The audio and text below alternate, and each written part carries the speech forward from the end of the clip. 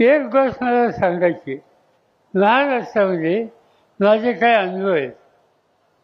मी महाराष्ट्रामध्ये आत्तापर्यंत 7 वेळेला विधानसभेच्या निवडणुका लढवल्या. 7 वेळेला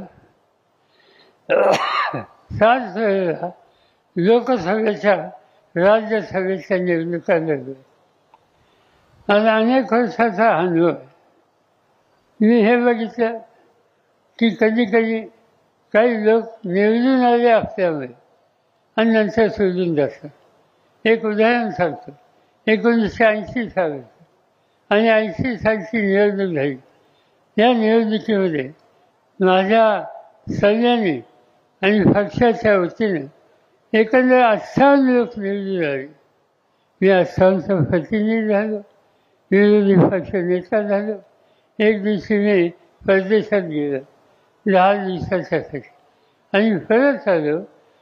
मुख्यमंत्री अंतुले साहेब होते. त्यांनी काहीतरी चमत्कार केला आणि त्या 58पैकी 51 लोक 52 लोक ते पक्ष घेऊन गेले तिकडच्या पक्षामध्ये आणि मी एकदम 6 लोकांचा नेता राहिलो. मग ते अडचणीची अवस्था. नेतेपद गेलं, विरोधी पक्ष नेतेपद गेलं. आता काय करणार अशी चर्चा होती. काही केलं नाही. दुसऱ्या दिवशी बाहेर पडलं. परदेशात जाऊन महाराष्ट्राचा कानाकोपरा त्या ठिकाणी गेलो.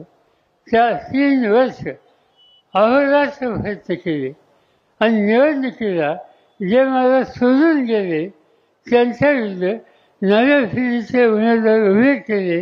आणि मला अभिमान असतो की भागातल्या जनतेचा त्या 58 लोकांच्या पैकी जे 52 लोक सोडून गेले ते 52च्या 52 निवडणुकीत पडले. आणि हा माझा स्वतःचा अनुभव आहे.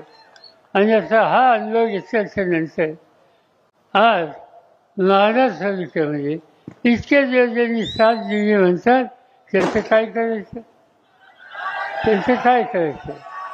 त्यांचं काम जे कोणी असतील, सख्खे भाऊ असतील, आणखीन कोणी असतील, एकदा रस्ता चुकला की गड्याला त्याची जागा दाखवलीच पाहिजे. त्याची जागा दाखवायची असेल तर उद्याच्या निवडणुकीमध्ये साधं सुद्धा फाडायचं नाही, जोरात फाडायचं. पुन्हा संदेश महाराष्ट्रात गेला पाहिजे की महाराष्ट्रात संदेश गेलाच पाहिजे. सगळ्याचा नाश करायचा आवाजे. पंढरपूरमधनं अनिल सावंत होते. अनिल सावंतांचं नाव घ्यायला मी विसरून गेलो.